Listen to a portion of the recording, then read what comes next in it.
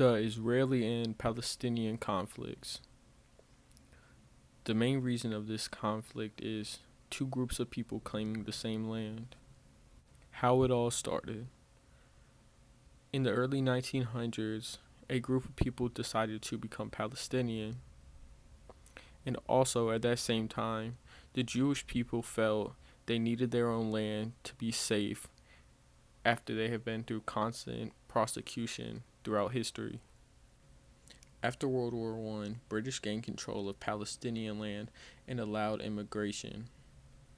As more and more immigration of Israeli Jews began, this caused tension, leading to limitations on immigration in the 1930s.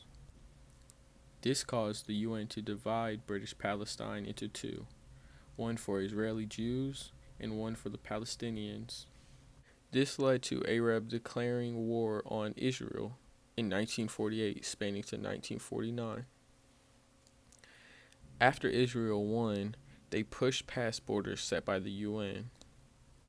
In 1967, the Six-Day War between Arab and Israel happened. Israel now occupied all of Palestine territory. Now, in 1978, Israel and Egypt signed Camp David Accords, giving Sinai back to Egypt. But Israeli military forces still occupy Palestinian areas. This caused a shift into the Israel and Palestine conflicts. This is the start of the Israel and Palestine conflicts. An organization called Palestinian Liberation Organization started in 1960 started to fight against Israel.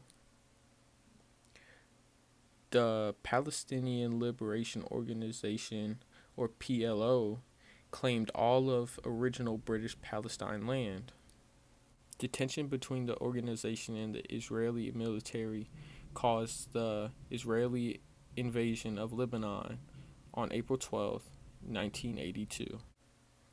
While this was happening, Israelis were moving into Palestinian land, creating new settlements. This forced Palestinians to move and caused the first Intifada from 1987 through 1993. This started off as protests and boycotts, but soon turned violent. Also during this time, a rationalist group in Gaza named Hamas popped up. In 1993, the two sides signed the Oslo Accords, allowing Palestine freedom to govern themselves in some areas. After the signing of the Second Oslo Accord, a prime minister was assassinated due to disagreements from both sides.